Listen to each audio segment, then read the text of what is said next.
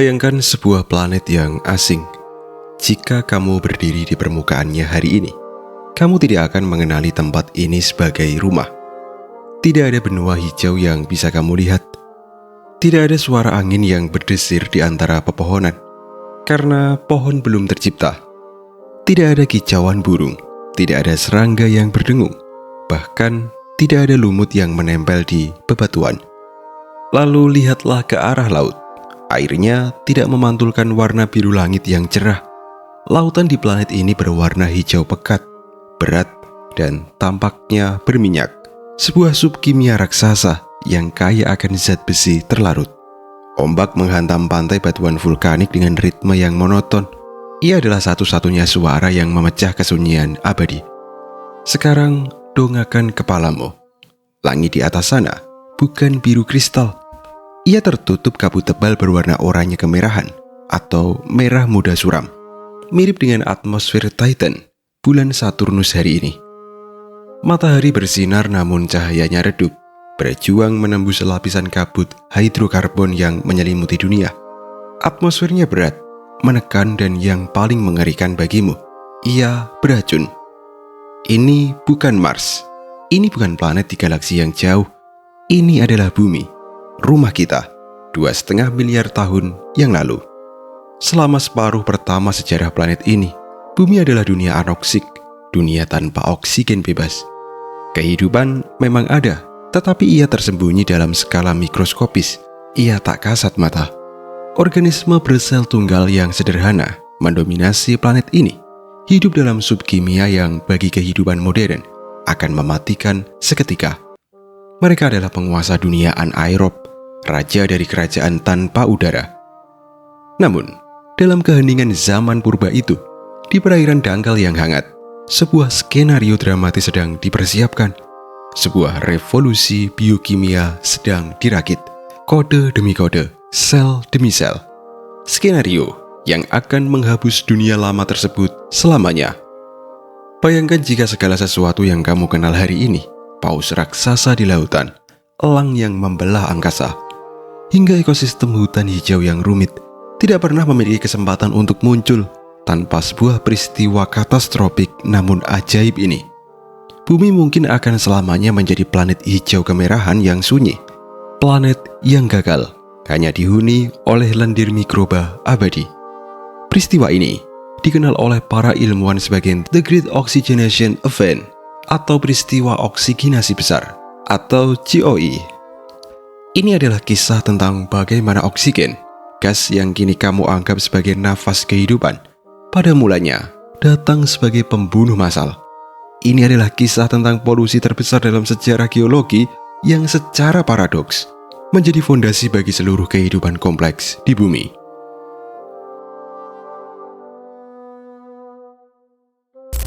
Momen ketika oksigen pertama kali mengubah bumi selamanya. Mari kita putar waktu ke belakang, sekitar 2,4 miliar tahun yang lalu. Planet ini berada di ambang transformasi yang tidak pernah terjadi sebelumnya dan tidak akan pernah terulang lagi dalam skala yang sama. Kita berada di perbatasan antara dua zaman besar, eon Archean yang berubah dan eon Proterozoikum yang membawa perubahan. Sebelum momen ini, atmosfer bumi adalah campuran gas yang mematikan menurut standar kehidupan aerobik modern. Metana mendominasi langit, gas rumah kaca yang sangat kuat yang menjaga bumi tetap hangat meskipun matahari saat itu masih muda dan redup. Metana ini bercampur dengan karbon dioksida yang melimpah, nitrogen, dan uap air. Namun, ada satu pemain kunci yang absen, yakni oksigen bebas. Molekul O2, dua atom oksigen yang terikat bersama, praktis tidak ada di atmosfer. Jika kamu seorang penjelajah waktu yang mencoba menyalakan korek api di masa itu, gesekan itu sia-sia. Api tidak akan menyala. Oksigen, bahan bakar utama pembakaran, absen dari udara ini. Bumi adalah planet yang tidak bisa terbakar. Tetapi, perubahan tidak datang dari angkasa luar. Perubahan datang dari dalam air. Di perairan dangkal, di zona potik, di mana cahaya matahari bisa menembus air yang keruh. Sebuah evolusi biologi sedang terjadi secara diam-diam. sekelompok mikroorganisme telah menemukan teknologi baru. Selama ratusan juta tahun sebelumnya, kehidupan hanya bertahan dengan memakan bahan kimia dari lubang hidrotermal atau menguraikan sisa organik yang langka. Itu adalah kehidupan yang sulit dan terbatas energinya. Namun, mikroba baru ini inovatif. Mereka mulai memanfaatkan sumber energi yang paling melimpah, paling konsisten, dan paling kuat di tata surya, yakni cahaya matahari itu sendiri. Mereka mulai melakukan fotosintesis. Namun, ini bukan sembarang fotosintesis. Mereka melakukan fotosintesis oksigenik.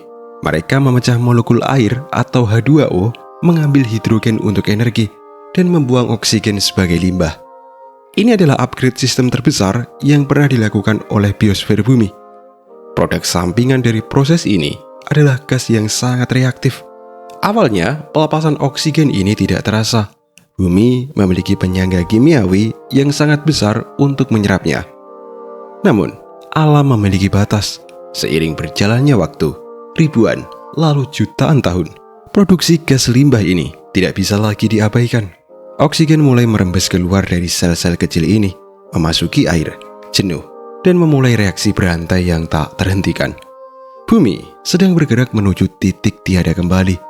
Atmosfer yang telah stabil selama miliaran tahun mulai goyah. Mesin kiamat bagi dunia lama telah dinyalakan.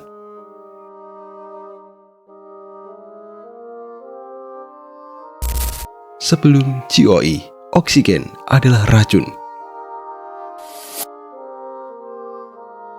Ada satu kesalahpahaman besar yang sering kita miliki tentang hubungan kehidupan dengan oksigen. Kita dididik untuk berpikir bahwa oksigen adalah prasyarat mutlak bagi kehidupan. Bahwa di mana ada oksigen, di situ ada kehidupan, dan tanpanya kematian adalah pasti. Tapi faktanya, pada masa awal bumi, kebenarannya justru terbalik 180 derajat. Bagi penghuni asli planet ini, mikroba anaerob yang telah menguasai bumi selama miliaran tahun pertama, oksigen bukanlah pemberi hidup. Oksigen adalah racun yang mengerikan. Kehidupan purba telah berevolusi dalam kondisi reduksi, kondisi tanpa oksigen. Metabolisme mereka dirancang untuk dunia yang berbeda. Struktur sel mereka, protein mereka, dan DNA mereka telanjang tanpa perlindungan terhadap oksidasi. Mereka tidak memiliki enzim pelindung seperti katalase atau superoksida dismutase yang dimiliki makhluk hidup modern untuk menetralisir bahaya oksidasi. Ketika oksigen pertama kali diperkenalkan ke lingkungan oleh para fotosintesis baru ini, efeknya mirip dengan serangan senjata kimia dalam skala global. Secara kimiawi, oksigen sangat agresif. Ia adalah pencuri elektron yang rakus. Ketika ia bertemu dengan bahan organik yang tidak terlindungi, ia membakarnya secara dingin. Oksigen mencuri elektron dari dinding sel, merobek struktur membran, menghancurkan fungsi protein, dan mengacak-acak kode genetik DNA hingga tidak bisa diperbaiki lagi. Bagi kehidupan anaerob, peristiwa oksigenasi ini adalah kiamat. Dalam literatur ilmiah, peristiwa GOI memiliki nama lain yang lebih gelap, The Oxygen Catastrophe atau bencana oksigen. Ini adalah peristiwa kepunahan massal pertama yang tercatat di bumi. Dan meskipun kita tidak memiliki catatan fosil tulang belulang karena kehidupan saat itu hanya berupa mikroba, para ilmuwan meyakini ini adalah salah satu kepunahan terbesar dalam hal persentase biomasa yang musnah. Ironisnya, kepunahan ini tidak disebabkan oleh hantaman asteroid dari langit atau letusan gunung berapi super, melainkan oleh makhluk hidup itu sendiri. Organisme fotosintetik ini secara tidak sengaja meracuni tetangga mereka. Mereka mengubah lingkungan global menjadi zona kematian bagi penghuni lama. Tidak ada tempat untuk lari bagi kaum anaerob. Oksigen larut dalam air, menyebar ke setiap celah samudra. Mereka yang tidak beradaptasi, musnah seketika. Mereka yang selamat adalah mereka yang berhasil mundur, melarikan diri ke lingkungan ekstrim yang tidak tersentuh oksigen. Dan mereka masih di sana hingga hari ini, bersembunyi di lumpur dalam rawa, di dasar laut hitam, atau jauh di dalam perut hewan. Mereka adalah pengungsi dari perang kimia purba yang terjadi miliaran tahun lalu. Dunia lama sedang sekarat, terbunuh oleh gas yang kelak akan menjadi nafas bagi dunia baru.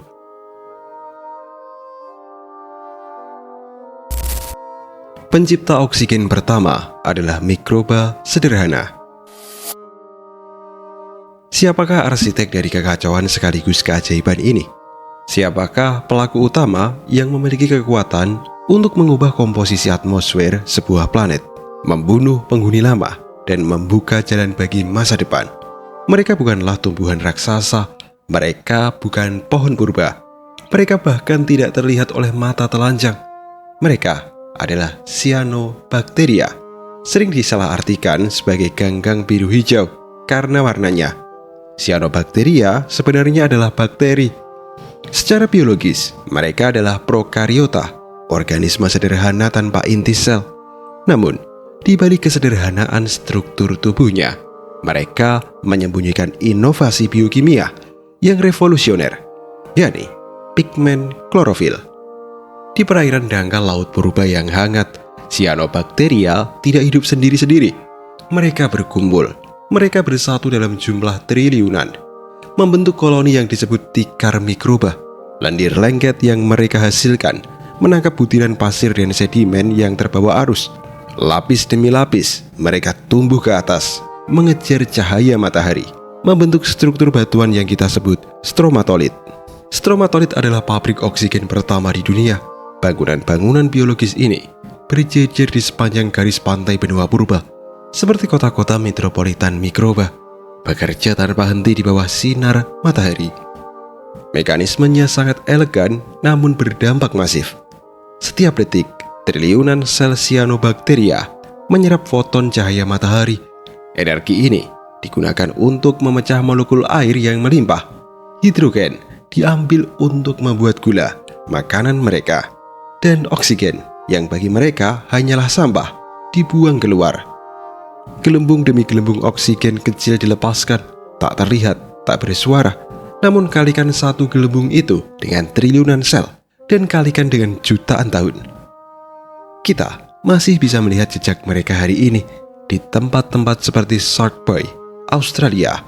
Stromatolith modern masih hidup, menjadi jendela ke masa lalu. Fosil stromatolith yang berusia miliaran tahun menjadi saksi bisu kerja keras nenek moyang mereka. Tanpa mesin biologis mikroskopis ini, bumi akan tetap menjadi planet mati yang statis. Cyanobacteria adalah pahlawan tak terduga, insinyur lingkungan terhebat yang pernah ada. Mereka bekerja dengan sabar, mengubah kimiawi planet sedikit demi sedikit, menulis ulang takdir bumi dengan setiap molekul oksigen yang mereka lepaskan. Langit biru baru muncul karena GOE.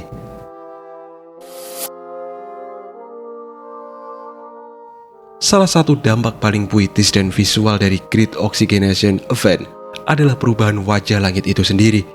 Bayangkan menengadah ke langit Archean sebelum peristiwa ini. Kamu tidak akan melihat biru yang menenangkan. Atmosfer purba kaya akan metana dan hidrokarbon kompleks lainnya.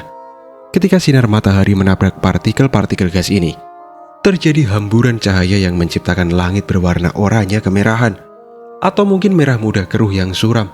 Bumi tampak seperti dunia alien. Namun, kedatangan oksigen mengubah palet warna planet ini. Oksigen sangat reaktif terhadap metana.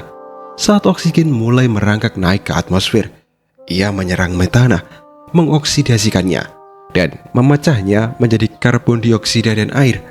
Kabut hidrokarbon oranye yang tebal itu perlahan terkikis dan menghilang. Seiring atmosfer menjadi lebih bersih, transparan, dan didominasi oleh nitrogen serta oksigen yang mengikat, hukum fisika cahaya yang disebut hamburan Rayleigh mulai bekerja dengan cara yang berbeda. Molekul-molekul udara baru ini lebih efektif menghamburkan cahaya gelombang pendek dari spektrum matahari, yaitu warna biru ke segala arah.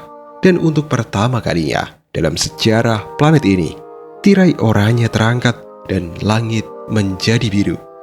Namun, perubahan ini bukan sekedar estetika.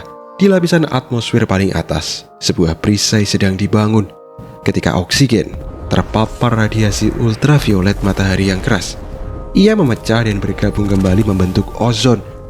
Sebelum adanya lapisan ozon, Daratan bumi dibombardir oleh radiasi UV yang mematikan.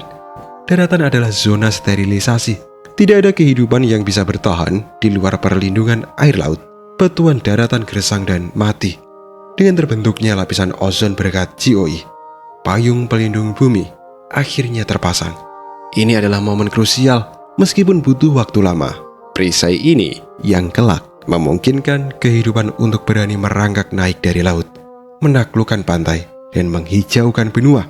Langit biru bukan hanya indah, ini adalah tanda bahwa bumi siap melindungi kehidupannya. Oksigen tidak langsung naik, ia tertahan di dalam lautan. Meskipun cyanobacteria memompa oksigen tanpa henti seperti pabrik yang tidak pernah tidur, atmosfer tidak langsung berubah dalam semalam. Ada misteri geologis yang membingungkan para ilmuwan selama bertahun-tahun. Kemana perginya semua oksigen awal itu? Mengapa butuh ratusan juta tahun sebelum udara benar-benar bisa dihirup? Jawabannya terletak di dalam lautan itu sendiri. Lautan purba sangat berbeda dengan lautan sekarang. Airnya kaya akan zat besi terlarut, sisa dari aktivitas vulkanik bawah laut yang intens selama miliaran tahun. Lautan itu ibarat laut besi raksasa. Ketika oksigen pertama kali diproduksi dan larut ke dalam air, ia tidak bisa langsung ke permukaan. Ia bertemu dengan besi terlarut itu, dan terjadilah reaksi kimia masif, perkaratan. Besi teroksidasi menjadi hematit dan magnetit, mineral berwarna merah kecoklatan yang berat dan tidak larut dalam air. Hasilnya adalah fenomena hujan karat di dalam samudra purba. Partikel-partikel karat mikroskopis ini jatuh perlahan, mengendap di dasar laut, menumpuk lapis demi lapis, musim demi musim, tahun demi tahun. Lautan pada dasarnya bertindak sebagai spons kimia raksasa.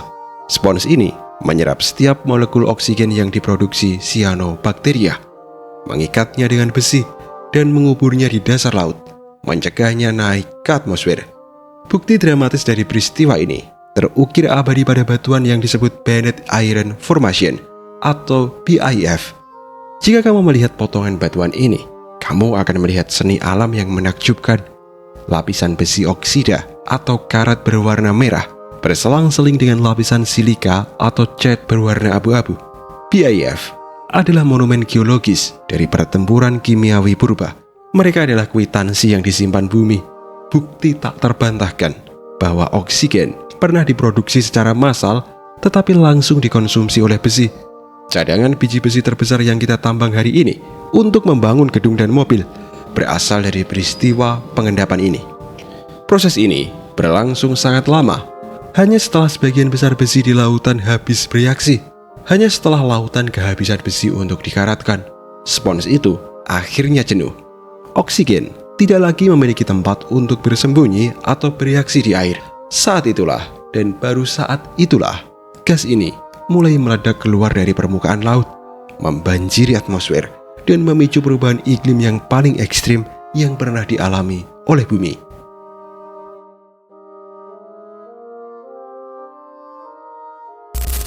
Bumi mengalami pendinginan global.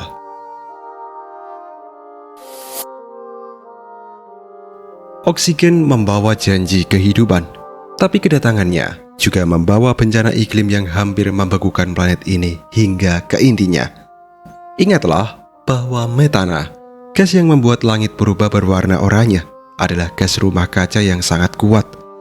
Metana menahan panas matahari 80 kali lebih efektif daripada karbon dioksida. Pada masa itu, ketika matahari masih muda dan dingin, sekitar 20 hingga 30% lebih redup dari sekarang, selimut metana tebal inilah yang menjaga bumi tetap hangat dan cair. Tanpa metana, bumi seharusnya beku. Ketika oksigen akhirnya lolos ke atmosfer, ia bertindak sebagai pembersih. Ia bereaksi dengan metana, menghancurkannya, dan mengubahnya menjadi karbon dioksida, gas rumah kaca yang jauh lebih lemah dan air. Efeknya instan dan brutal. Selimut penghangat bumi ditarik paksa. Termostat planet ini rusak. Suhu global anjlok drastis. Bumi memasuki periode glasiasi terparah yang pernah dikenal dalam sejarah geologi, sebuah peristiwa yang disebut Huronion Glaciation. Es menyebar dari kutub dengan kecepatan mengerikan. Lapisan es merayap maju, menelan benua, membekukan lautan, hingga bertemu di Khatulistiwa. Seluruh planet tertutup es setebal beberapa kilometer, memantulkan hampir semua cahaya matahari kembali ke angkasa, membuat bumi semakin dingin. Bumi berubah menjadi bola salju, snow polar. Kehidupan yang baru saja mencoba bertahan dari racun oksigen, kini harus menghadapi tantangan baru, suhu beku yang ekstrim. Lautan tempat mereka tinggal tertutup lapisan es tebal yang memblokir cahaya matahari, sumber energi utama bagi cyanobacteria. Dan selama ratusan juta tahun, bumi terperangkap dalam cengkraman es yang sunyi. Ini adalah harga yang harus dibayar untuk transisi menuju atmosfer beroksigen. Oksigen tidak datang dengan damai, ia datang dengan membawa kekacauan iklim yang menguji ketahanan biosfer hingga titik nadirnya. Kehidupan bergantung pada seutas benang tipis.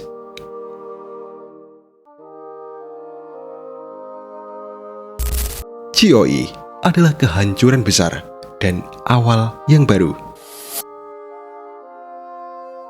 Namun, kehidupan di bumi memiliki ketangguhan yang keras kepala. Di bawah lapisan es yang tebal, di dekat ventilasi panas bumi vulkanik yang masih memberikan kehangatan, dan di kantong-kantong air cair yang tersisa di sekitar Khatulistiwa, kehidupan tetap bertahan. GOI adalah pedang bermata dua yang tajam. Di satu sisi, ia memusnahkan sebagian besar spesies anaerobia dan membekukan planet selama jutaan tahun. Namun di sisi lain, ia membersihkan papan permainan untuk pemain baru. Ia menyapu bersih tatanan lama yang lamban. Bagi segelintir organisme yang berhasil selamat dan beradaptasi dengan racun oksigen ini, hadiah yang menanti mereka sangat luar biasa. Mereka menemukan bahwa bukan sekedar racun, melainkan sumber tenaga yang dahsyat. Oksigen adalah molekul dengan potensi energi tinggi, memecah makanan menggunakan oksigen. Proses yang kita sebut respirasi aerobik menghasilkan energi berkali-kali lipat lebih banyak dibandingkan metode anaerob lama. Perbandingannya sangat mencolok. Jika metabolisme lama ibarat mesin uap kuno yang tidak efisien, metabolisme oksigen adalah bahan bakar roket. Organisme yang belajar menggunakan oksigen tiba-tiba memiliki surplus energi yang melimpah. Mereka tidak lagi harus menghabiskan seluruh energi hanya untuk sekedar tidak mati. Surplus energi ini bisa diinvestasikan untuk hal lain yang sebelumnya mustahil. Tumbuh lebih besar, bergerak lebih aktif, mensintetis protein baru, dan membangun struktur tubuh yang lebih rumit. Peristiwa oksigenasi besar mengubah aturan main biologi dari sekedar bertahan hidup menjadi inovasi tanpa batas. Pintu menuju kompleksitas telah dibuka paksa.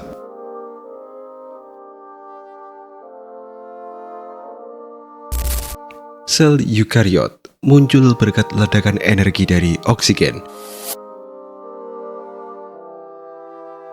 Disinilah tonggak sejarah kehidupan yang paling krusial terjadi, sebuah lompatan evolusi yang dimungkinkan hanya karena adanya banjir energi dari oksigen. Munculnya jenis sel baru, eukariota. Sebelum ini, kehidupan hanya berupa bakteri sederhana, prokariota, kantong-kantong kimia tanpa struktur internal yang jelas. Namun, tekanan evolusi di dunia yang kaya oksigen memicu peristiwa penggabungan yang luar biasa. Para ilmuwan meyakini sebuah teori yang disebut endosimbiosis. Di masa kekacauan ini, sebuah sel mikroba menelan bakteri lain yang mampu memproses oksigen, namun alih-alih mencernanya, sebuah kemitraan terbentuk. Bakteri yang tertelan itu menjadi pembangkit listrik di dalam tubuh inangnya. Kita mengenalnya hari ini sebagai mitokondria.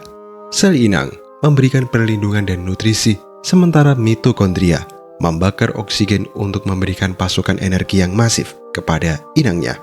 Kerjasama ini adalah game changer. Dengan pasokan energi yang efisien dan berlimpah dari mitokondria, sel-sel ini tidak lagi dibatasi oleh ukuran. Mereka bisa tumbuh menjadi ukuran yang mikroskopis, namun raksasa dibandingkan bakteri lain. Mereka mengembangkan inti sel untuk melindungi perpustakaan DNA mereka yang semakin rumit. Dan yang terpenting, energi berlebih ini memungkinkan mereka untuk mulai bereksperimen dengan hidup berkelompok. Sel-sel eukariot mulai berkumpul, menempel satu sama lain, bekerja sama, dan membagi tugas. Ada yang bertugas mencari makan, ada yang bertugas melindungi koloni, ada yang bertugas memperbanyak diri. Inilah cikal bakal organisme multiseluler. Tanpa lonjakan energi yang disediakan oleh oksigenasi besar, kehidupan mungkin akan selamanya terperangkap dalam bentuk bakteri tunggal yang sangat sederhana itu. Tidak akan ada terumbu karang, tidak akan ada ikan, tidak akan ada dinosaurus, dan tidak akan ada mamalia. Semua kerumitan biologis yang megah yang kita lihat dalam sejarah alam berhutang nyawa pada momen ketika sel pertama belajar bernafas dengan oksigen tanpa terbakar. GOI mengubah lautan menjadi laboratorium kimia raksasa. Dampak oksigen tidak berhenti pada biologi, ia membentuk geologi, kulit keras bumi itu sendiri. Sebelum GOI, bumi adalah planet yang secara visual monoton, jumlah jenis mineral sangat terbatas. Namun, oksigen adalah unsur yang sangat mudah bergaul. Ia suka berikatan dengan hampir semua unsur lain dalam tabel periodik. Ketika oksigen membanjiri lautan dan mulai menggerogoti kerak benua melalui pelapukan, ia bereaksi dengan tembaga, nikel, uranium, belerang, dan ratusan unsur lainnya. Reaksi oksidasi ini menciptakan ribuan jenis mineral baru yang belum pernah ada sebelumnya di alam semesta, setidaknya di tata surya kita. Para ahli mineralogi memperkirakan bahwa sebagian besar spesies mineral yang ada di bumi saat ini muncul sebagai konsekuensi langsung dari peristiwa biologis ini. Pirit, gimsum, oksida uranium, virus, dan permata berwarna-warni lainnya lahir. Bumi berubah dari planet berbatu abu-abu hitam menjadi dunia yang penuh warna, berkilauan, dan kaya secara kimiawi. Lalu, mengapa ini penting bagi kehidupan? Karena mineral-mineral baru ini bukan sekedar hiasan. Pelapukan batuan yang teroksidasi melepaskan nutrisi baru ke lautan. Unsur-unsur jejak seperti molybdenum dan tembaga menjadi tersedia dalam jumlah besar di laut. Unsur-unsur ini vital. Molybdenum, misalnya, adalah kunci bagi organisme untuk memproses nitrogen, bahan baku protein. GOI mengubah lautan menjadi laboratorium kimia raksasa yang menyediakan menu makanan baru yang jauh lebih bergizi bagi evolusi. Ketersediaan nutrisi yang beragam ini memicu eksperimen biologis yang lebih besar, lebih cepat, dan lebih inovatif di masa-masa berikutnya. Fondasi untuk rantai makanan yang kompleks sedang dibangun. Pada akhirnya, Great Oxygenation Event adalah batas tegas, sebuah garis demarkasi yang memisahkan bumi berbayang asing dengan bumi modern yang kamu kenal hari ini. Segala bentuk kehidupan kompleks yang kamu kagumi dalam dokumenter alam, paus biru yang menjelajahi kedalaman samudra, kawanan migrasi herbivora di padang rumput, predator puncak yang mengintai di balik semak, semuanya memiliki satu kesamaan mendasar. Mereka adalah mesin biologis yang haus energi. Mereka membutuhkan pembakaran bahan bakar yang konstan untuk menggerakkan otot, memompa darah, dan menjalankan sistem saraf yang rumit. Hanya oksigen yang bisa memenuhi permintaan energi sebesar itu. Tanpa GOI, jalur evolusi menuju hewan multiseluler yang aktif akan tertutup rapat. Bumi mungkin akan tetap hidup, tetapi hanya sebagai planet kolam lendir yang tenang, tanpa drama, tanpa suara, dan tanpa gerakan besar. Atmosfer kita yang kini stabil dengan kandungan 21% oksigen bukanlah sebuah kebetulan atau takdir yang sudah digariskan. Ia adalah warisan. Ia adalah saldo tabungan yang dijaga ketat oleh siklus biologis dan geologis yang dimulai miliaran tahun yang lalu. Langit biru yang menaungi kita, lapisan ozon yang melindungi kulit setiap makhluk, dan udara segar yang mengisi paru-paru atau insang setiap hewan.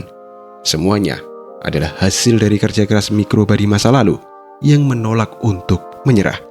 GOI mengajarkan kita sebuah pelajaran mendalam bahwa biosfer dan geosfer mereka tidak terpisah. Kehidupan tidak sekedar menumpang di atas batu yang mengelilingi matahari. Kehidupan membentuk batu itu. Kehidupan mengubah udaranya. Kehidupan menciptakan dunianya sendiri. Great Oxygenation Event bukan sekedar bab usang dalam buku teks geologi. Ia adalah revolusi yang masih kami hirup setiap detik. Setiap kali seekor hewan menarik nafas dalam-dalam, setiap kali dedaunan hutan hujan menangkap cahaya matahari dan melepaskan udara segar, itu adalah gema dari peristiwa yang terjadi 2,4 miliar tahun yang lalu. Dari kekacauan racun yang mematikan dan pembekuan global yang nyaris abadi, muncul sebuah keseimbangan baru, sebuah keseimbangan rapuh namun indah, yang memungkinkan keanekaragaman hayati meledak dalam segala bentuk dan warnanya. Bumi kita adalah planet yang dibentuk oleh oksigen, dan kisah ini adalah pengingat abadi bahwa perubahan sekecil apapun yang dimulai oleh makhluk yang paling sederhana sekalipun memiliki kekuatan untuk mengubah nasib sebuah planet selamanya.